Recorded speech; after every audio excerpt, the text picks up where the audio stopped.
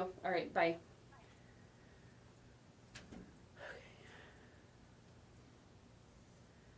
will tell. Okay, and that's the last of our difficulties here getting the video to uplink to the mother station. I guess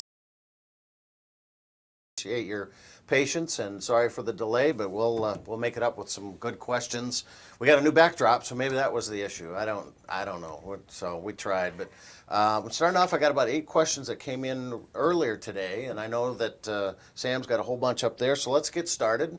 And again, thank you for your patience. Sorry for the delay.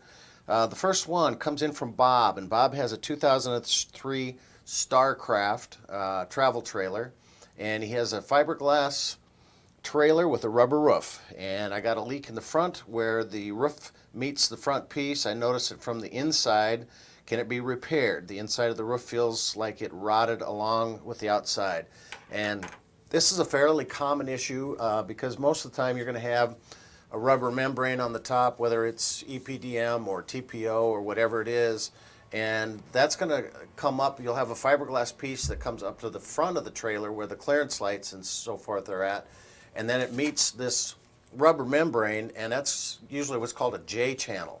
So you got a very rigid fiberglass shell, and then you've got this flexible piece here, and as you get temperature changes, that has a tendency to expand and contract at different rates, and that seal or that J channel is very important that you get up at least once a year, even more than that. Check that sealant. It should have a self-leveling lap seal that goes across there.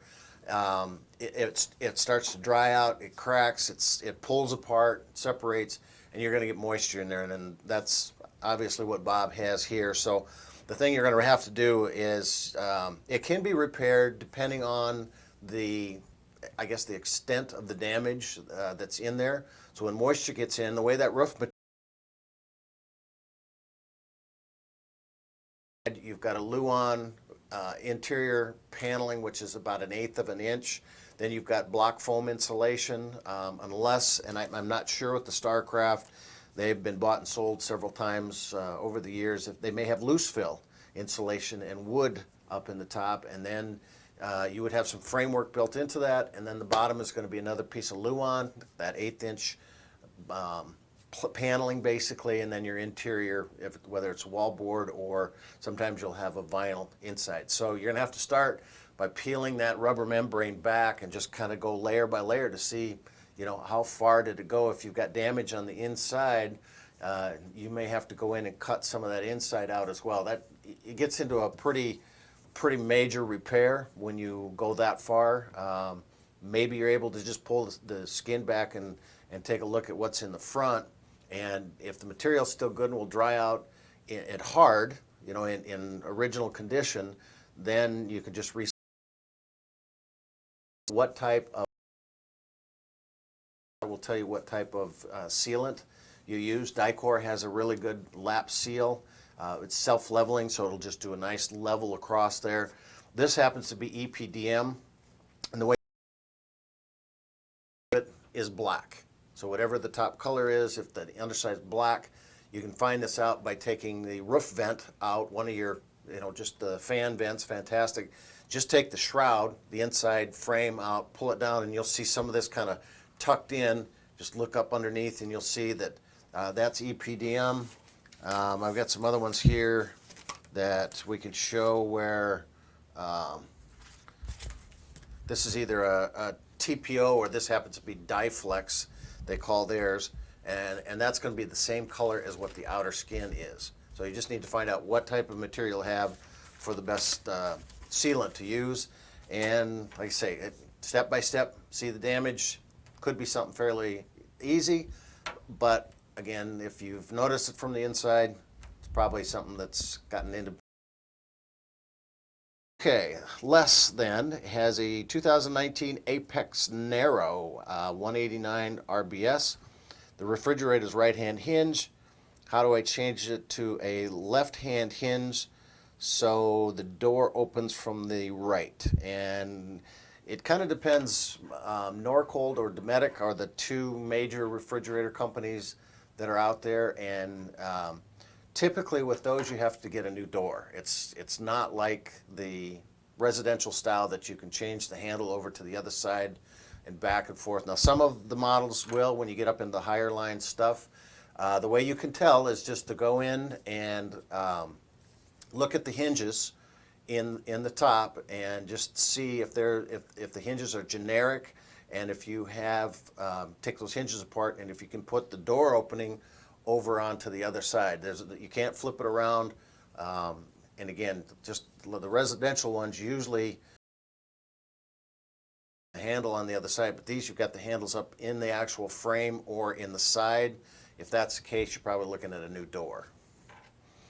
Next one is Victor has a Forest River Heritage Glen Hyperlight 2018. He's looking for a roof cleaner and a sealer. There's several products out in the market. The best cleaner that I've seen is Dawn dish soap, the blue kind. Does a great job with cleaning bugs, tar. Very environmental friendly. So just put a small amount in some hot water and use a mop, and just do it on the corners. What I usually do, and we got a good video on the website on this, but put the unit at an angle in a driveway or something with the ladder towards the high side. Go up on the top, take your bucket of water, have a hose, have somebody there to help you. Be very careful walking around.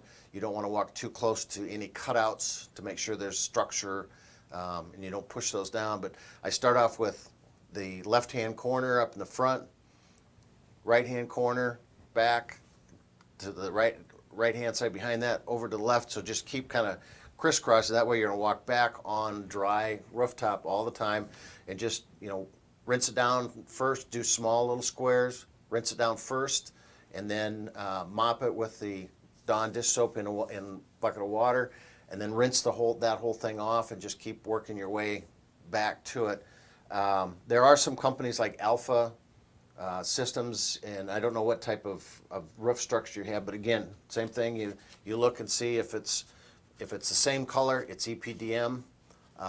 And both those EPDM, TPO, Dyflex would use the Dawn dish soap. If it's Alpha System, it'll have kind of a flex back or a fleece line, and they just recommend Murphy's oil soap in water, and that's the only thing you do with the conditioner. So then to condition it, you want to find out exactly what you've got. The really good conditioner that we've been using here just recently is the Protectol All Surface Cleaner, and right on here they talk about paint, fiberglass, clear coat, gel coat, aluminum, chrome, stainless steel, plexiglass, wood, plastic, vinyl, rubber, and finished leather.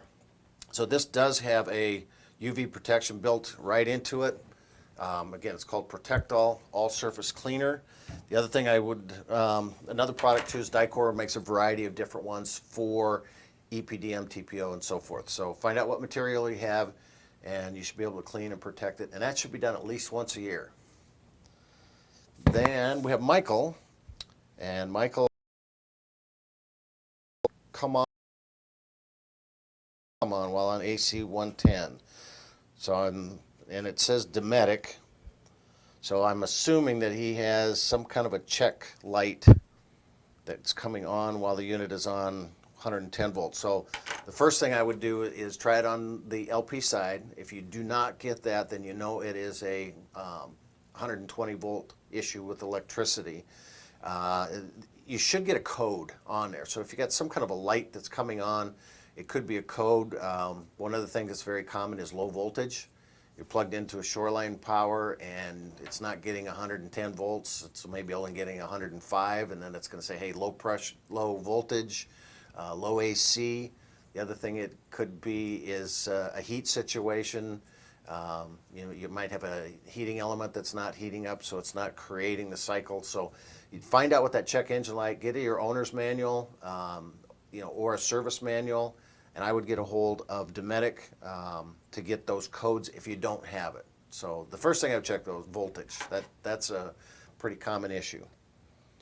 So we have Ralph, and Ralph has a Winnebago, a 1994 Brave, and his Onan 4000 generator makes a clicking sound when he attempts to start it, but does not start or turn over. Battery voltage at the generator terminal is 12.4 volts. Suggestions. It could be a few different things. The first thing I would recommend is to put a jumper, some type of the portable battery powers onto the generator connectors, terminals themselves. See if that makes a difference. If your batteries are reading 12.4, they're good, but when you go to start it up, that they're sulfated and they just don't have enough power to get that cranking going on that generator. And it all depends too. 94, I believe that the generator on that unit was hooked to the house batteries. So find out whether it's the house or the engine batteries. You can go down, you can do a disconnect. I believe on that 94 you should have a disconnect right in the step well. If the generator won't turn over, then you know it's on the house battery and not the chassis battery. But if you put a battery charger or a jumper system on that and it starts it, then you know it's a battery issue. Even though it says 12.4, that doesn't tell us that it's got enough oomph to do that. If the other thing that could happen is your starter starts to get a little worn, it takes more voltage to do that. It gets to the point where the solenoid's actually bad, or the Bendix, some people call it. It's not pushing it far enough and it just clicks and not getting it in there to turn. So at that point you would probably have to need to take the starter out and do a bench test of that starter. But I'd start with the voltage first. That's a pretty common problem. And we have Roger, who has a 1995 Norcold 3183T door replacement cost. And I think with those, I have not, it's been a while since I looked at one. We did get a door that we put on a unit about a year and a half ago or so, and they donated it, so that was I didn't get a price point of that. But you should be able to go online and get your serial number, your part number. Norcold has a parts department that you can go into and actually buy it. I would say you're probably looking at $300 or $400 just for the part. And then it depends on if you're going to put it on, which usually is a very simple replacement. There's a pin at the bottom, and you take the hinges off the top, it just slides into the, and that's pretty much it. So you should be able to get an estimate on that part through the Norcold site. And then the last one I have here on the pre-ones is Robert has a Gulfstream 2000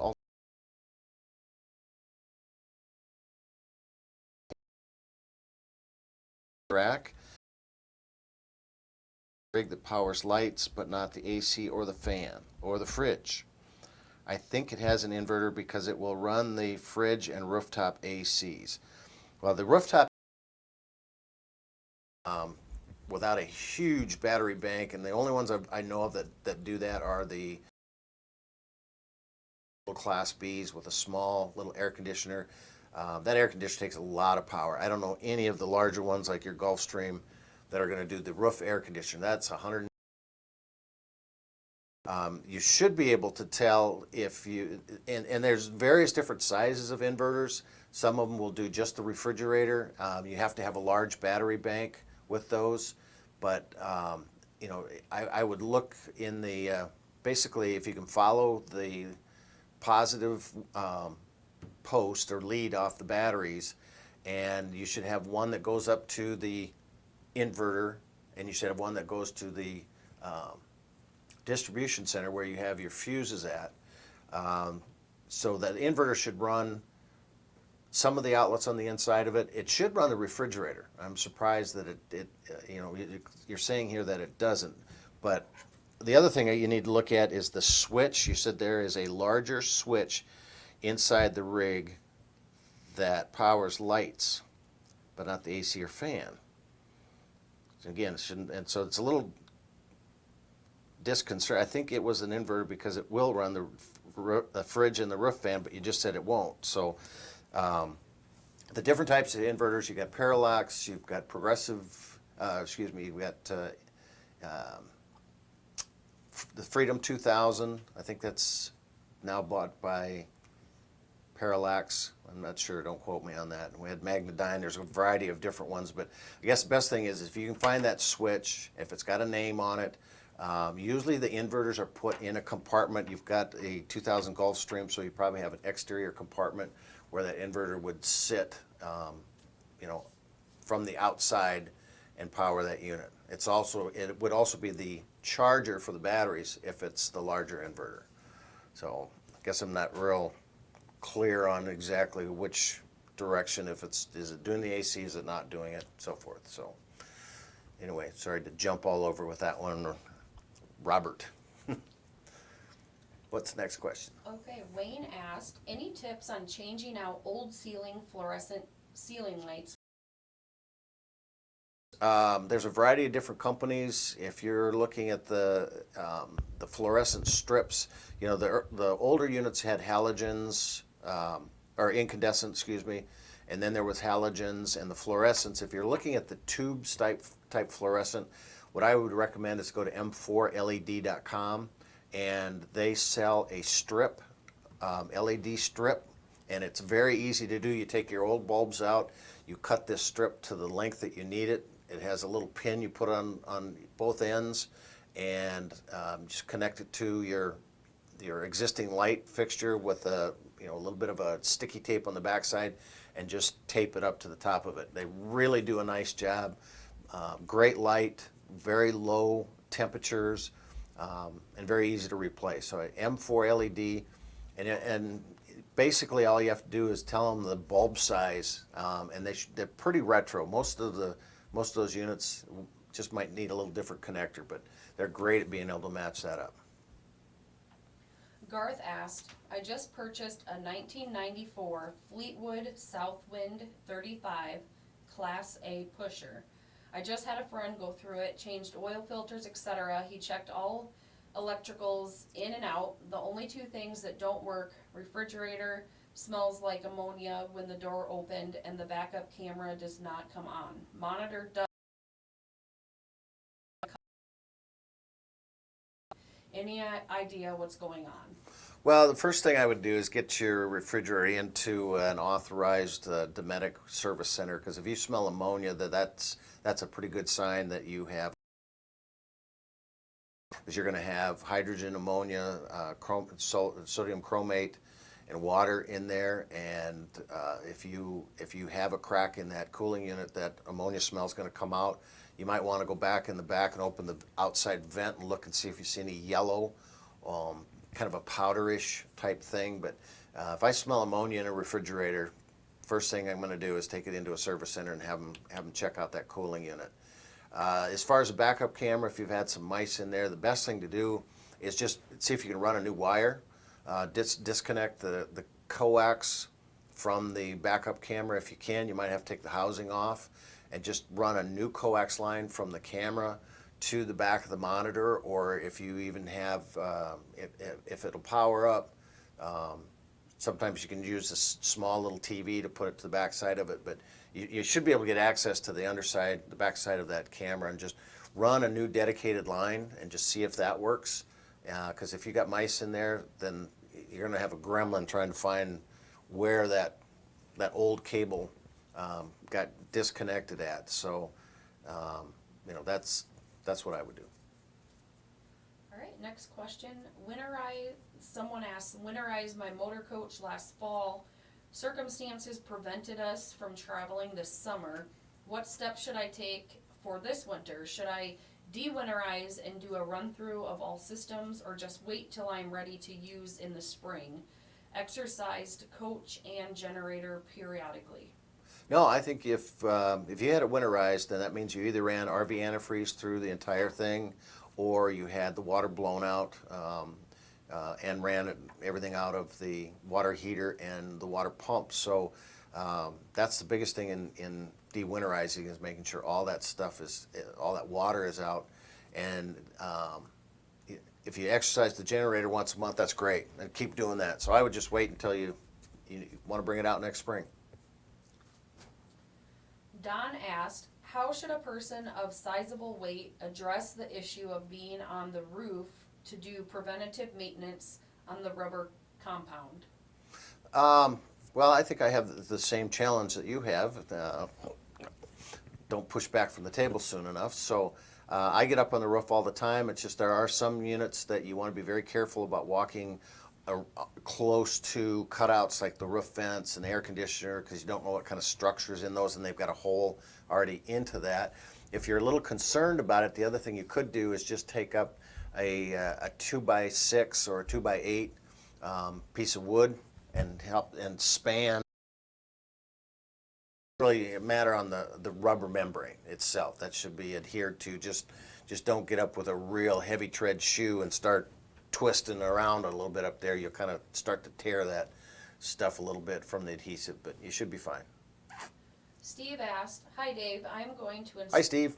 I'm going to install a WinGuard Connect 2.0 Wi-Fi booster on my roof.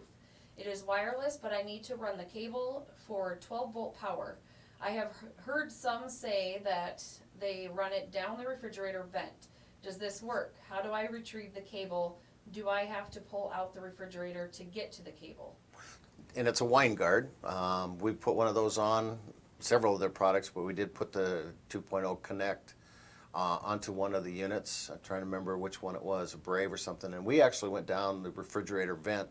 You just take the vent off the top, and you should be able to see right down the flue area. And what we did on another unit, we put a solar panel in, and we needed the 12 volt as well, and we ended up putting it on the back side of the converter. So you get two options. You can I would bring it down the roof vent. That's the easiest way to do it. Another thing you could do is drill a hole and go into a cabinet and try to fish it down some other stuff, but the refrigerator vent's the most wide open. In the solar panel one we did, it was a double wide refrigerator, and it was a little hard to fish down ends, but we got it to go through. And then once you get to the refrigerator, the base of it, you can either go to the converter or you can go to the batteries, whichever happens to be the easiest to get to. Because the converter, you'll have your distribution center and fuses in there, or you can go directly to the battery. So yes, I would go down the vent, no drilling. Once you open that up, you'll see straight down there. Okay, lots of questions coming in. Lots of questions. Okay, so the next one says, Randy asked, "I was told that I should park my RV over winter on plywood. Should I, and why?" Well, the reason people tell you to park it on plywood is if you're going to park it in an area where it's dirt or it's gravel or even grass or blacktop, some of that stuff, you can get chemicals that leach from the ground up and into the tire, and it'll start to weaken the chemistry of the tire. So it's just one of those kind of safeguards that whatever you got on the bottom. I guess the other thing about grass, a lot of times people say if and then you pretty much ensure that you're not going to sink that coach down into a rut. As it sits all fall, winter, and spring, it's going to get wet and dry and wet and dry, and you've got a very heavy RV, and it could sink and get stuck. So that's two reasons: the chemicals and the ruts. Jay asked, "Why don't manufacturers take the mystery out of what the inside of your black tank looks like and make one side transparent? I mean, it's our stuff. It is what it is. At least this way we would know if we're cleaning it correctly, and if not, what is causing the problem." Yeah, that's kind of been an age-old issue with, what do people want to see, what don't they want to see. You would scare a lot of people, I'm pretty sure, about what was on the inside of that. Yeah, the best thing to do, in my opinion, is to get one of the black water flush valves, get it put out right towards where those probes are at. Another thing you can do is if you're having problems with the probes, there are several companies out that have one that uses ultrasound instead of the actual probes going in, and they are 100% accurate. Winnebago's been using them for probably 15 years now and have zero issues with them. There's some other ones that are starting, and you can replace what you have, but it's pretty much an age-old discussion. Is black water is something that nobody wants to see. I guess there's one person now, but that's a pretty good question. I don't want to see mine. Butch asked, "Wondering about replacing our covering the floor in my 2016 32-foot Rockwood light W, and then it has the RLT 2604 WSTL. Okay. Guest, and then in parentheses, guest 7045. Wondering about replacing or covering the floor. Okay. Well, there's a wide variety of things that you can, I'm not sure if you've got vinyl in it now currently or if you've got carpet in it, but you can replace the flooring in it. It's vinyl. A lot of times you can just go over the top of the vinyl with a new product. What you have to be, whether it's carpet, wood, the thing you have to be careful with, first of all, slide rooms. That slide room is going to come in and out, and you have to look at what's the mechanism underneath. Some of them have rollers. Some of them have just a curved plastic runner, they call it, that runs on across it, and usually it's good for carpet, but it'll tear the heck out of any other kind of material. Slide room, your chassis is going to go down the road, and you go into campgrounds and filling stations, and that twist then of the chassis is going to make your floor twist, and I have seen tile go all over the place, as well as flooring. If you do flooring, then you definitely want to get something that's 7 mil or larger, get the good stuff. We just did a project where we put luxury woven vinyl in, which is called the Infinity product, and it comes in 3 or 4 different padded thicknesses, and we went with the medium pad just because that roller was going to come in and out, and we thought a heavier pad might start to push it. We did glue that entire substructure down, and we had to take everything off that was in there, and then the challenge is getting it underneath the slide room. So typically what we found worked the best is if you can bring that slide room out to about 4 inches from fully extended, and then get something on the outside to push and lift that up. We actually started inside and put 2x4, took a crowbar, lifted it up, slid a 2x4 in so that we could get portions of it coming here, and just kept working our way.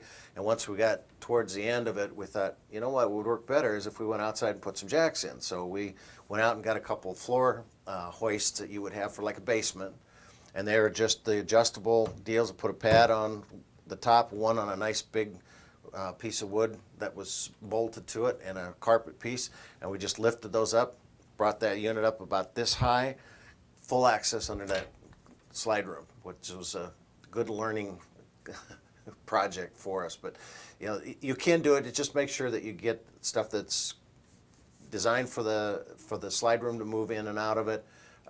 If your vinyl's on there, you got a good surface, you can probably go back over it with carpet pretty easy. Just make sure you know what thickness the height that you've got, so all your trim work, all your edging that might be a little different matches up. Next one says, David asked, I have a 94 Holiday Rambler with hydraulic jacks. The back jacks don't extend all the time. Sometimes they only go up 2 inches, and other they will go 6. What can I do? Well, you probably got a couple solenoids, and it could either be the solenoid or it could be the actual seal kit of the individual jacks itself. You either have a Power Gear or HWH. I'm assuming with that brand, probably a Power Gear. That is now currently owned by Lippert Components Incorporated, LCI.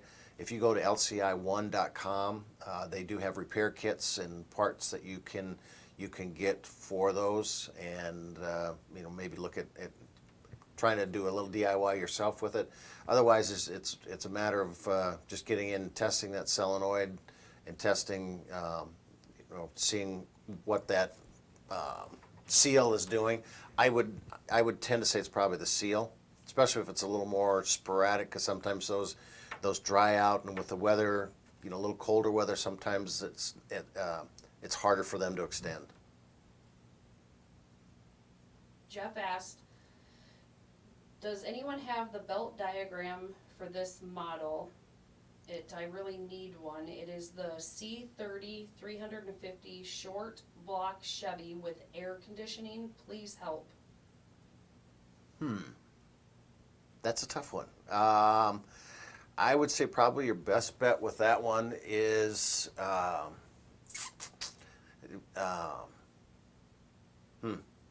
if it's on a P30 chassis, you should be able to get that from Winnebago. They have a lot of their chassis and what am I thinking? Wiring diagrams, plumbing diagrams. Very few companies have that available. Otherwise, I would recommend getting a hold of one of your dealers, and almost every dealer is going to have a Chevy or Ford dealership. So if it is a Chevy chassis, that's probably, did it say a year on it at all? It just says C30 350 short block Chevy. And the 350 short block is more, then that's probably more into the truck pulling. I guess I would need to know the make, model, and year of the vehicle you're talking about. I can do some research, but the 350, you know, the P30 chassis on the motorhomes used the 454 until they went to the Vortec. And so if that's the case, you're probably somewhere into the truck type deal. And then you're just going to have to get in touch with the Chevy dealership, or if you post it online, maybe somebody's got something like that. But definitely put the make and model and year of the vehicle, so that can help narrow it down a little bit. Sorry, I can be better help. It goes like this.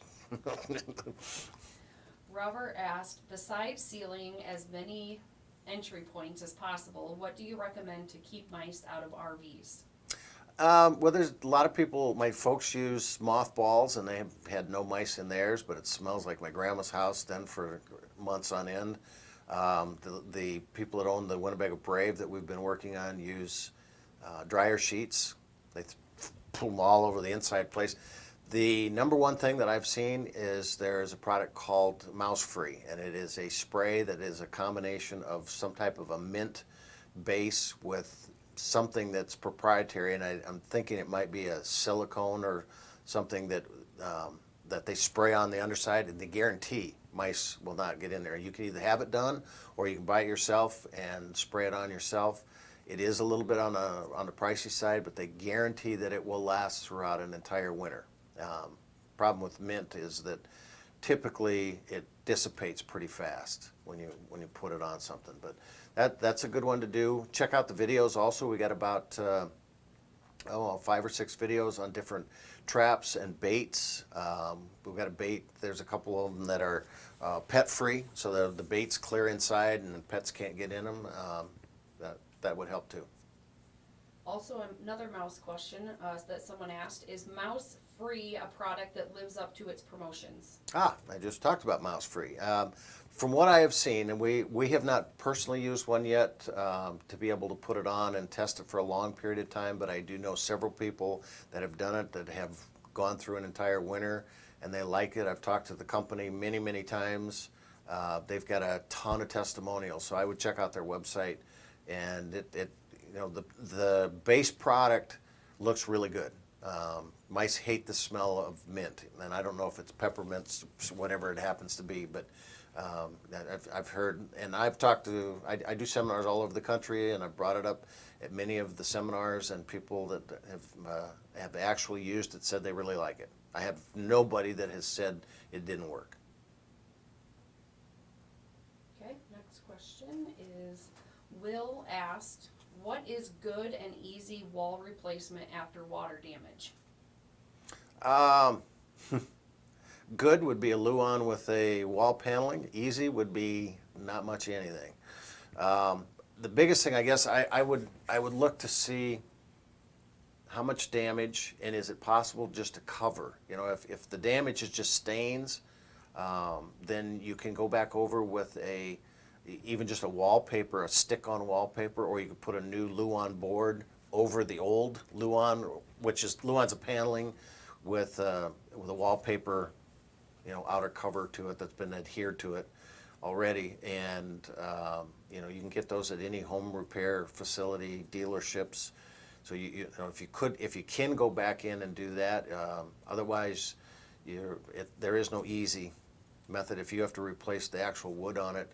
I have had some people that paint You know, they just go in and they'll, if there's a lot of staining on it, they'll go in and use the Zinpro, I think it is Bullseye paint first, because that covers really, really well, and it keeps some of that bleeding from coming out, and then just paint it.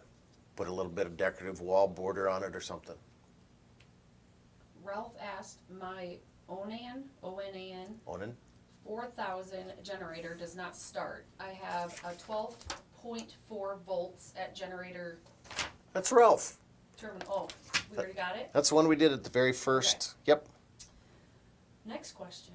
Art asked, do you have an art on there? I don't have an art, but let me do real quick in case Ralph and somebody else didn't see it, if he came on a little later. The first thing I would do is I would get a booster, one of those portable little boosters, and I would put it on the generator itself and see if it starts with the booster. That 12.4 volts in a battery is a little deceiving sometimes, because if it's sulfated, it will just boom, draw down right away. And so it's more times than not, it's a weak battery. And find out if you are on the chassis battery or the start battery, the engine battery. And you can do that by hitting the battery disconnect switch, which will shut off your house batteries. And if it doesn't do anything, then that's the batteries that it's running off of. Don't put it on the battery, put it on the generator itself. The next thing is then you're gonna have to take the starter out and bench test it. Maybe the Bendix is not pushing out far enough to get to the gear, and it's just, okay. Art. Art asked, I have a Freedom 458 series inverter charger 2K watts. I recently installed a 400 watt solar system with a charge controller. Now when I turn on the inverter, I measured 140 to 145 volts coming out of my 120 plugs without any load. Drops to 130 to 135 volts with a load on the system. I'm concerned and afraid I might burn out an appliance with so many volts. Any ideas why and how to correct? Yeah, you got something. And it shouldn't have anything to do with your controller. The weird part about that is that when you hook up a solar panel and it comes down through that controller's just, it's like a charger, or a multi-stage charger, and it tests the voltage of the batteries. And so you're getting, sunlight is being converted to energy, and it's supposed to charge your batteries at 14.6, and then depending on the solar panels, they have multi-stage charging systems. But when your batteries get up to a certain point, that control has nothing to do with your 120 volt outlet. It's all 12 volt. And so then the second component in that is that those batteries then are going to your inverter, which is supposed to then change it to 120 volt to go into your outlets. And if you're getting 140 volts in the, it's got to be something in your inverter. And I would definitely have, I would say get a multimeter out and check what your output on each one. You should have a variety of different ones, not just one coming off the inverter, but it sounds to me like there's something wrong with your inverter, and I would have that checked out. And if it's a Freedom, you should be able to get in touch with them and kind of go through some of the troubleshooting. Steve asked, after loading our new camper and traveling, my truck is riding low in the back. Question is it unsafe to simply raise the adjustment one hole up and wait until next stop to do anything else if needed? Well, the first thing I would do is go get it weighed. So no matter where you're at, you should be able to find a CAT scale just about anywhere within 40, 50 miles. Go to catscale.com and you'll find Flying J's, Pilots, Bosselmans, all have those. Put your truck front wheels on the first pad, the second wheels on the second pad, and your trailer on the third pad. And what you're going to find there is, first of all, you want to know the gross vehicle weight rating of your trailer, that you haven't overloaded it. You should have a sticker that says it's 6, 8, 10, whatever, 1,000 pounds. Make sure that your trailer isn't overloaded.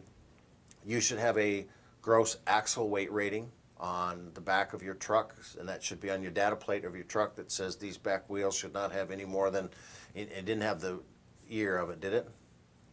Or the size, but find out what your data plate says. So if it's 5,000, 6,000, that scale will give you individual ratings, so that you'll find out, what do I have on that back wheel. And if you're over the GAWR, the gross axle weight rating, you're going to need to do something, get some weight moved to the back of the camper, take something out. If you have water in your camper, water weighs 8.6 pounds per gallon, so you may have 400, 500 pounds of water in that thing. And if it's up towards the front, that's going to make that go low. Now there are a lot of trucks out in the market where you're okay with the weight on the back axle, but the springs are designed more for a comfortable ride when you're not towing. Then you would put helper springs on it, or do something with the equalizing hitch. But I would say weigh it first and find out where you're at. And if you're not over gross axle weight rating, then you should be okay to go for a while. Dave asked, I am going to winter in my RV. Temps could hit -20. I have hard plumbing the sewer lines with I have plumped the sewer lines. Plumbed. Okay. With ABS pipe. Is it best to leave the dump valves open? No, do not leave the dump valves open. You will get you'll get fumes coming up, odors coming up from the underground. But the other thing that will happen is what's called pyramiding, and that's where when you dump the toilet out, the solids hit the bottom and the fluids go off, and the more the solids hit, the more they build up like a pyramid, and then they dry, and then you have a real issue after a while. Put RV antifreeze in, put the right chemical. They've got, this happens to be Tank Blaster, it's a cleaner, but Thetford makes a variety of really good chemicals that give you the good bugs, we call it, so that you have an aerobic erosion of that sewage. They're basically eating that sewage up. And then put in some RV antifreeze. That'll be fine. Don't leave your valves open. And get a catalytic heater, because -20 is going to be really cold. Thunder asked, Thunder. is it best to leave my RV plugged into a 15 amp outlet during winter storage? I keep the house and chassis battery charged. We will not be here to enter coach for 6 months. What I would recommend, that's a good idea. The only thing is that what else is going to turn on when you do it? I would suggest taking the batteries out, and if you have a garage, you can put them in. Put them separate. And just leave your whole RV winterized, not plugged in, and put those in, and just put a battery miner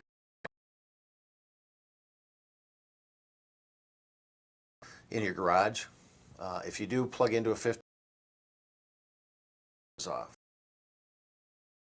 So you do not have, even though probably won't in the winter time, but you never know. You want everything off, because 15 amps, by the time when you start to use that converter in your distribution center, it could draw anywhere from 6 to 9 amps. If your refrigerator tries to light, anything else starts, you can go over that 15 amps, and then you could have a safety issue.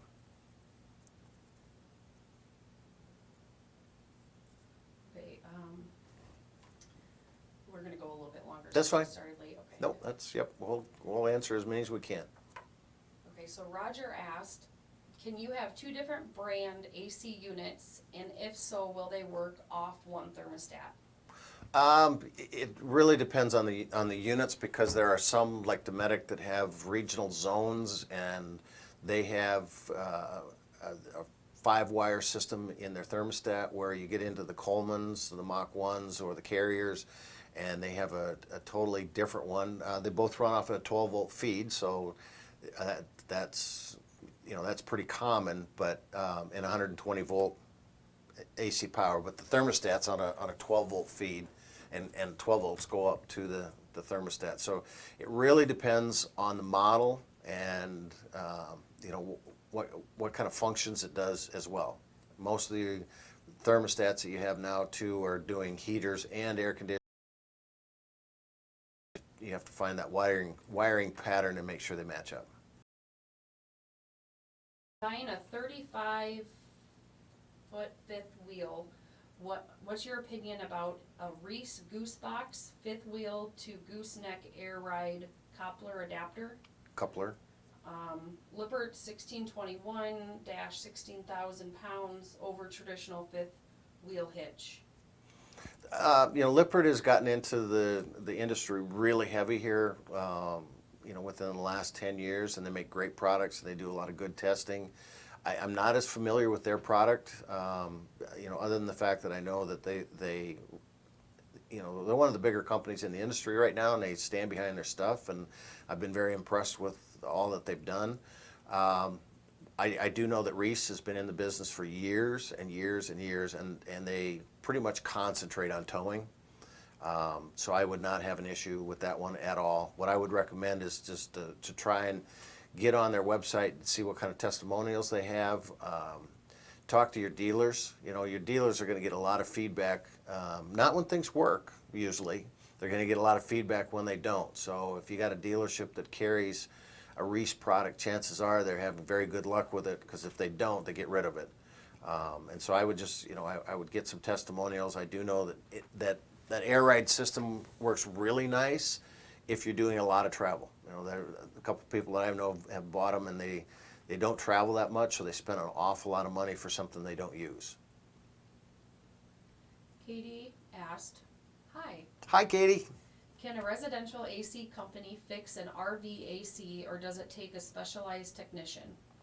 Well, a residential air conditioning company can fix it if they understand how the system works and how it works differently than the air conditioner in your home. It's not a whole lot different, but there are some certain components into it. So they would need to understand that,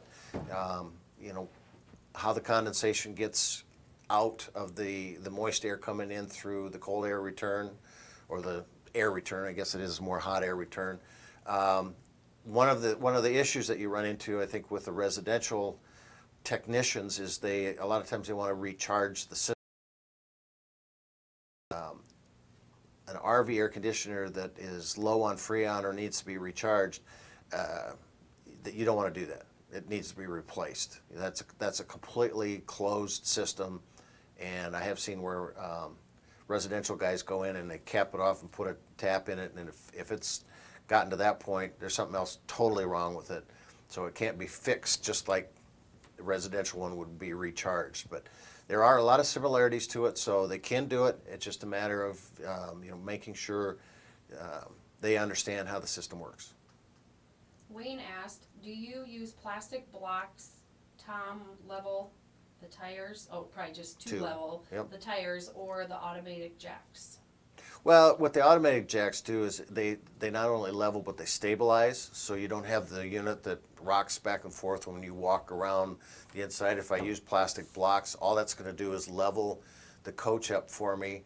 The tires are still going to be the main support on it, and they're going to wobble around. So the leveling jacks are more expensive, but they do more things, and they're a lot easier. So you have to just decide if you don't mind the... Mike asked, "My tub and surround area are yellowed. How can I get it to white? Failing that, can it be removed by layman and replaced with shower pan and new shower walls? Standard mini tub with left-hand drain. Cost-effective suggestions." Well, you probably have fiberglass surround, either that or plastic. I know Winnebago used plastic in a lot of rooms. They vacuum formed them, and you could try bleach. I put a quarter cup of bleach in a gallon of water and douse it real good and scrub it with a brush and use some gloves and certain things like that. It more than likely what's happened is it's starting to do kind of like an outer skin would do, and it's just some UV from the skylight coming in and just getting and I can't think of the word now, I just lost it, UV degradation. So it's just discoloring. So I would try the bleach solution first, and if that doesn't work, then you can look at replacing it. Typically what happens is you got a shower surround that's put onto the base and secured, and it's got a little lip that comes up, and then our camera person hits the camera and makes me go like this. How's that? This is live, so got that. But then the inside, either the panel, some companies will use just a regular panel in segments, so you got a seam in the corners, and that will fit. Like let's say this is the shower pan is here, and it's got a little lip that will fit to the inside of it. And some use a shower surround, and all of those will just have some kind of a fastening point that you should be able to see little caps or indentations, and then access that pan. Alfred asked, what has your experience been with the Auto Park brake as used on the 2005 ERA workhorse chassis? I had the Auto Park light flip on several times while highway driving, indicating pump needed to run to build up pressure. Is this normal, or should I be worried about a system failure? Well, there have been quite a few postings. I've read a lot about the Auto Park system. What it is, it's a pump basically that's on the frame rail of your chassis, and it literally pulls this cable that runs clear up to the front and locks this Auto Park brake drum, for lack of a better word, around the drive shaft on the back side of the transmission. If it's just a light at this point, it's very possible that there's a box underneath it, and it's just taking a little bit longer for it to build up the pressure to pull that back. And I guess I would just watch it and see how often it's doing. You might get to the point where you're going to have to rebuild that motor, and a lot of times it's just a solenoid or the reservoir in that solenoid that's starting to get weak, and it's in a box located towards the back of the, probably about entry door positioning under the chassis. And you should see this cable that goes clear up to the front. So I wouldn't be too worried about it yet. I guess I'd just be cautious and watch it. Mike asked, AC furnace and blowers all worked until I unplugged the unit to travel about 2 hours. Now none of them work. What could be the problem?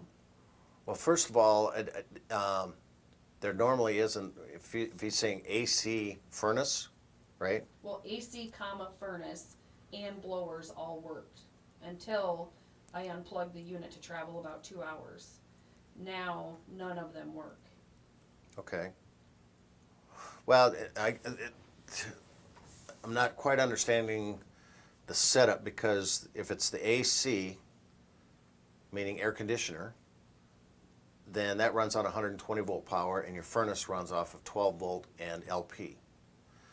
And so does the blower. The AC blower runs off of 120 volt power up to the top of it. So if you unplug, the AC is not going to work, but the furnace should still work, unless you've got bad batteries. And so if you plug it in, your air conditioner is going to work, your furnace works, which also, I'm not sure why you need the air conditioner and the furnace at the same time. That would be two different temperatures.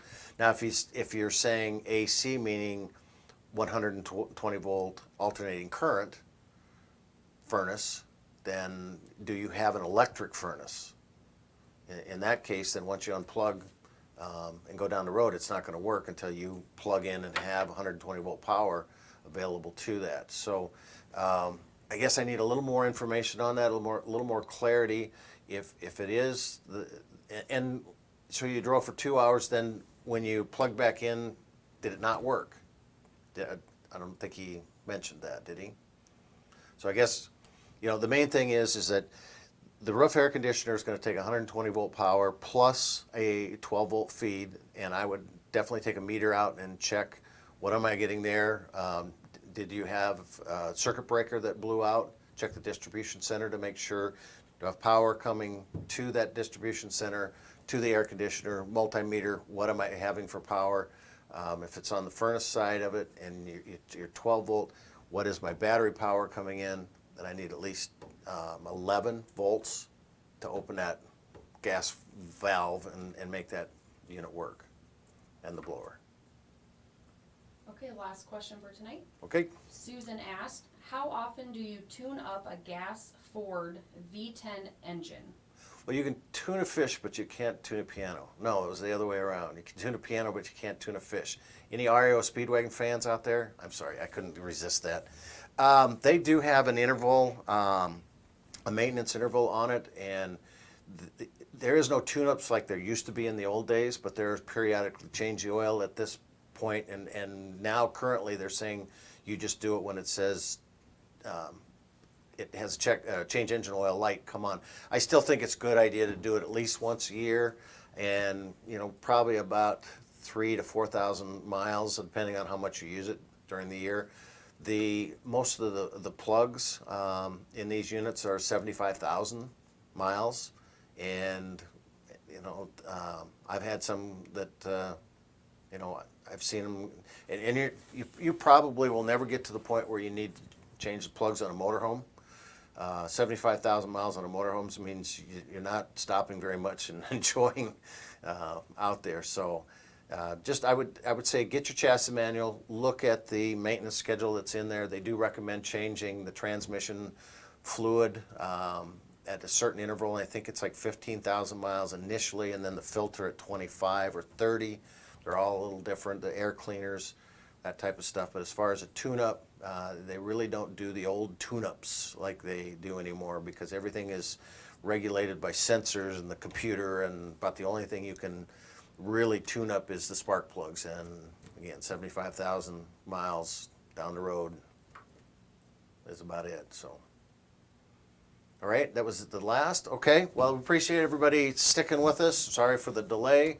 I'm not sure why the video you would not hook up, but at least we got it going, and hopefully we can answer some of your questions. You had some really good ones, some tough ones that, sometimes you get into those questions that there's not a really good answer, and some of them take a lot of digging to try and find out, but keep them coming. One of the things to also remember, always put make, model, year of the rig or the component you're looking at to help kind of narrow it down a little bit, and appreciate you coming out. Hope you like the new backdrop, and we will see you next month.